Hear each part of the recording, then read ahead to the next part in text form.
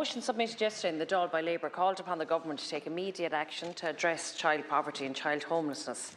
Our latest ERSI report has told us that child poverty has reached unthinkable levels now in Ireland. There's 1 in 5 children living below the poverty line, and that's including when housing costs are factored in. They're not statistics, and we all know that there are children below the poverty line who are going hungry every day. There are children living in families with a real fear of eviction, for families who feel a real despair about their future.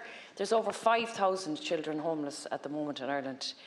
And I suppose every day in politics we have a choice to make. Like our motion yesterday offered the government a real opportunity to have it choose to relieve child poverty and homelessness. And I would urge senators here today to rethink the handout, the untargeted VAT cut to giant hospitality chains in the budget, that, you know, which is a transfer of state from 630 million from this. And we know that hospitality chains and giant food giants are going to benefit from this. But I think this money should be targeted, and I think it needs to be invested in our public services designed to lift children out of poverty and provide them with the support they urgently need.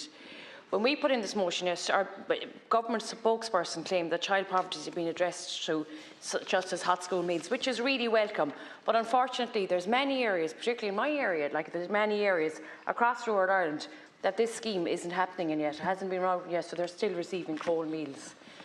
But no, I know none of us here believe that any child should be evicted into homelessness, but we put in a motion yesterday that stops the eviction of children into homelessness, and to put a ban on eviction where there is children and families going to be evicted into homelessness. So I would urge all senators here today to make that choice and actually encourage the government TDs to accept this motion and stop evicting children. Thank you.